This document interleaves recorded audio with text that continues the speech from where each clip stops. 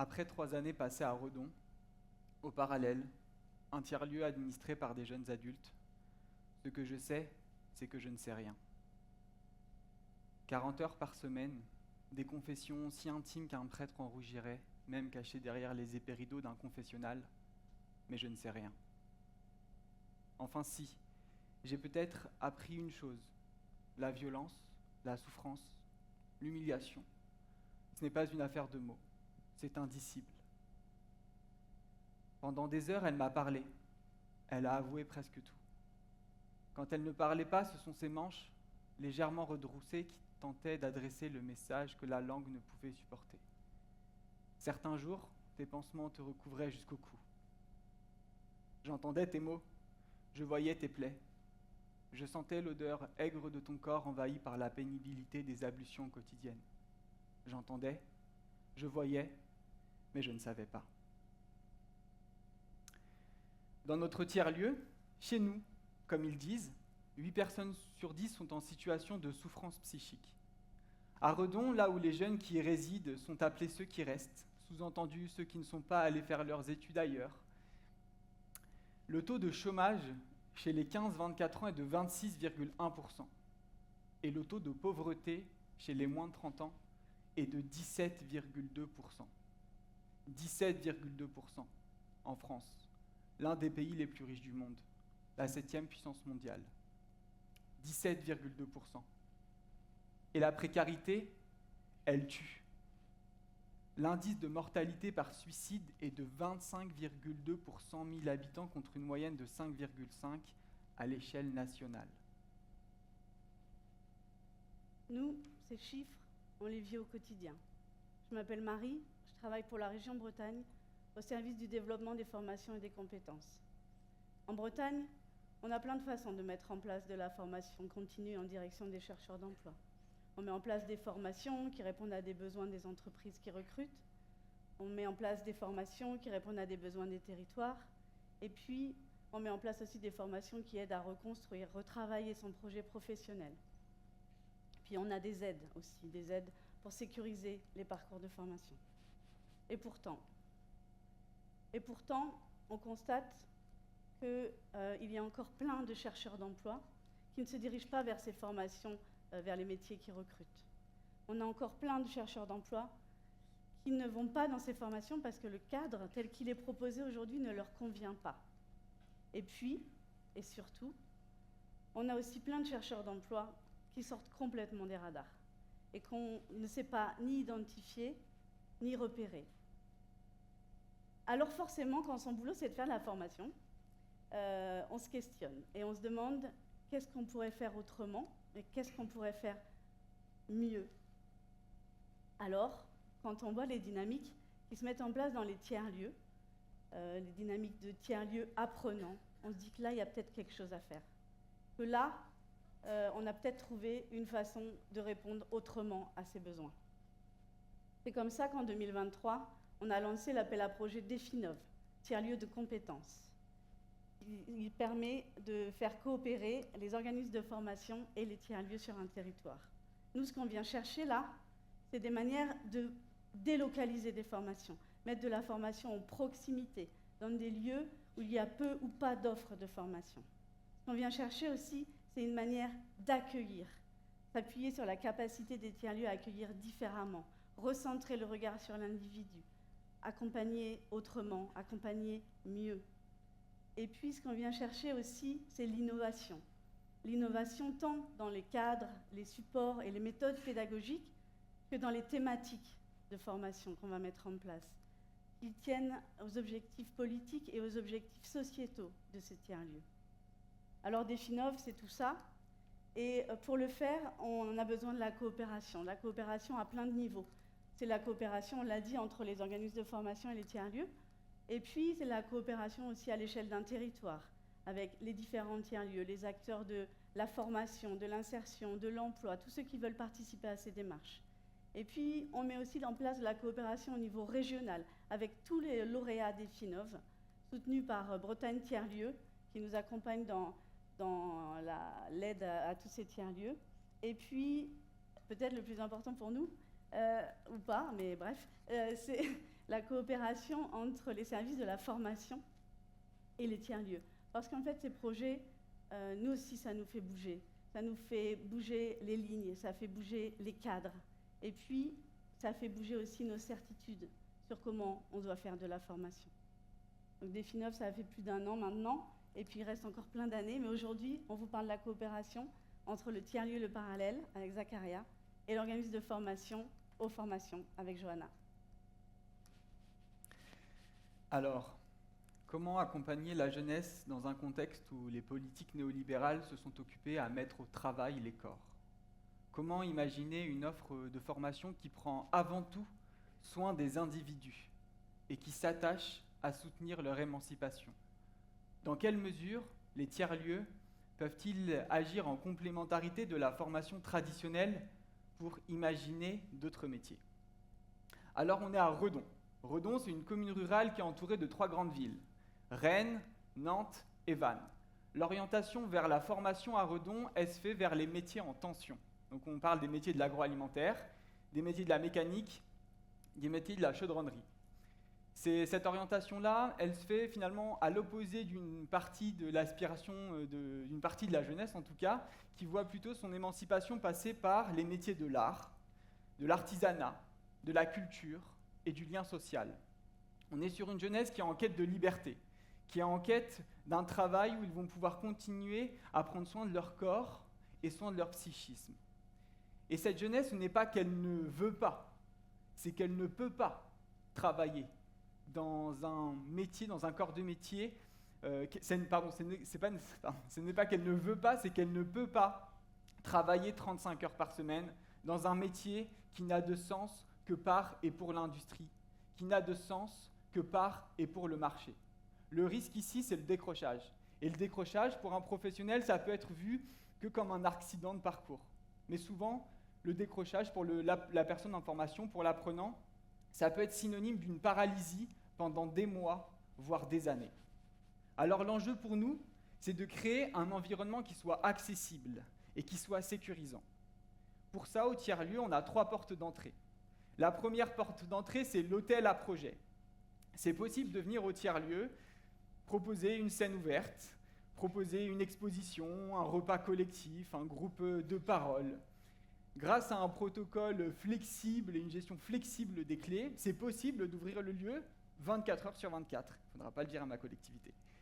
7 jours sur 7, pendant les vacances scolaires, sur les jours fériés.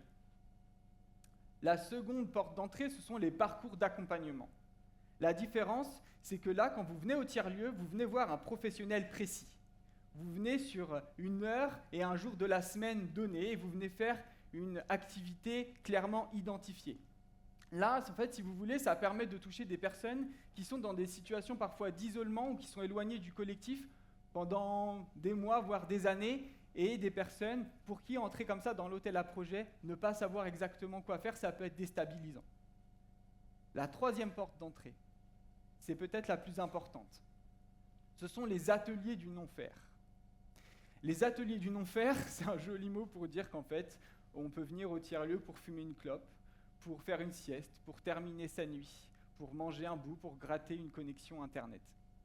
Les ateliers du non-faire, ça nous permet, nous, en tant que professionnels, de faire un pas de côté et de réfléchir peut-être à mettre à distance l'idée qu'un bon jeune, c'est finalement toujours un jeune qui est en action, qu'un individu bien, qu'un individu intégré dans la société, c'est un individu qui est tout le temps en action, qui est tout le temps en projet, qui est tout le temps en train de faire quelque chose. Et des fois, imaginez-vous, après votre journée de travail, vous allez dans votre activité associative, on vous saute à la gorge en disant « tu veux faire ci, tu veux faire ça, tu veux faire ci ». On va dire « non, c'est des fous ces gens, je ne reviendrai jamais ». Et donc voilà, nous, c'est nos 3 portes d'entrée qui nous permettent de créer une relation de considération avec les personnes, une relation de confiance, bref, en fait, une relation d'humain à humain. À ce stade, pour nous, là, le mot service civique, il prend le mot service public, il prend le sens qu'il prétend porter. Et avec Johanna, ma collègue aux formations, on va vous présenter un petit peu notre quotidien, on va vous montrer comment on coopère. Bonjour, c'est la rentrée pour les stagiaires de la formation CPGEPS. Il y a de l'émotion. Pour eux aussi. Devant nous, un groupe de jeunes de 18 à 23 ans. Un groupe scindé en deux. Imaginez-vous être ce groupe. D'un côté, vous habitez à Redon, vous prenez très facilement la parole au sein du groupe. Vous tissez avec l'ensemble des personnes des liens avec beaucoup d'agilité. De l'autre côté, vous habitez les communes rurales autour de Redon. Pour vous, Redon, c'est la grande ville. Vous entrez en formation pour écouter, suivre les consignes, apprendre un peu comme dans vos souvenirs d'enfance. Dans votre groupe, au fur et à mesure des semaines, vous avez une autre manière de vous positionner dans la formation. Vous bougez dans la salle, vous apportez vos envies, vos idées. L'un d'entre vous propose « J'aimerais animer un atelier avec mon chien, apprendre les gestes pour approcher un animal. » Vous apportez des nuances au débat. Vous déposez également vos peurs. Par exemple, « J'ai peur de la réaction des enfants face à mon voile. » Vous pouvez également apporter des contradictions face aux formateurs. Vous affirmez votre voix, votre place. Vous souhaitez co-construire la formation. Vous voulez votre pouvoir. Avec Johanna, on se voit 2 fois par semaine de formation. Sur ces temps-là, nous, on bénéficie des compétences des formateurs et des formatrices. On apprend en fait que le studio d'enregistrement qu'on a dans notre tiers-lieu, on apprend que l'atelier, que la cuisine, que le free shop, que les différents espaces de convivialité, en fait, ce n'est pas juste des espaces, c'est des supports pédagogiques. Ils peuvent servir à développer des compétences. On apprend que dans le studio, on peut favoriser avec les apprenants le travail de l'expression, on peut leur donner des idées d'animation qu'ils vont pouvoir ensuite reproduire avec les publics auprès desquels ils travaillent. Nous, en tant que tiers-lieu, ce qu'on apporte, c'est la capacité de travailler avec des nouveaux publics, et notamment les publics les plus éloignés de la formation, les publics les plus vulnérables, comment adapter le temps de travail, etc. Ce que nous, on apporte aussi, c'est l'aller vers de nouveaux lieux. On met à disposition notre réseau de partenariats et on essaye de faire fabrique de territoire avec différents acteurs, que ce soit des collectivités, des associations, etc. Nous sommes au mois de novembre. Le moral est un peu à la grisaille, et pas qu'en Bretagne. Nous constatons de plus en plus de retard, de plus en plus d'absence. Les jeunes ne se sentent pas bien. Et là arrive à grand flot la frustration des formateurs. Comment limiter la contagion des retards pour accompagner le groupe jusqu'à la certification? Comment encourager les jeunes à développer une posture professionnelle, mais aussi parfois à se confronter à leurs difficultés? De longs débats pédagogiques, parfois sans issue, animent nos réunions pédagogiques. Accompagner les problématiques personnelles des jeunes, oui, mais jusqu'où? Et c'est notre immersion au sein du parallèle qui nous a permis d'ouvrir des portes. Nous avons enlevé nos casquettes de formateurs pour regarder comment vivent les jeunes dans un lieu où ils se sentent libres, au parallèle. Comment ils parlent de leurs difficultés. Comment ils s'engagent dans des projets où ils regagnent confiance en eux, où ils se redécouvrent. Et ce sont ces moments qui nous ont permis de comprendre le profil des jeunes en situation de souffrance. Ce sont ces moments qui nous ont permis de regarder comment ils parlent de leurs difficultés et de reconnaître leurs difficultés, mais aussi leurs forces. Aujourd'hui, nous sommes très fiers de co-construire avec eux la formation. Une formation où on donne toute sa place aux émotions, à la santé mentale et à la dynamique de projet. Nous n'essayons plus de contraindre les jeunes au cadre de la formation. Nous réfléchissons avec eux aux adaptations qui leur sont nécessaires. Aujourd'hui, avec du recul, nous sentons que c'est en acceptant de bouger nos représentations, nos habitudes de fonctionnement, que nous avons pu ouvrir un champ des possibles fertile. Finalement, c'est un projet qui marche. C'est un projet qui marche à toutes les échelles. C'est un projet qui marche déjà d'abord pour les apprenants, parce qu'en fait, on prend soin d'eux, on les considère comme des êtres humains. On part de leurs envies et on adapte notre offre de formation à leurs envies. C'est un projet qui marche pour les professionnels de nos formations, comme les professionnels du tiers-lieu, parce que ça nous fait évoluer dans nos compétences et dans nos pratiques professionnelles. Ça les rend plus complexes, plus polyvalentes, plus fines. C'est un projet qui marche pour le territoire, parce qu'on propose des actions à destination de l'ensemble des publics du territoire. On propose des actions de prévention et de promotion de la santé cachées derrière des événements culturels.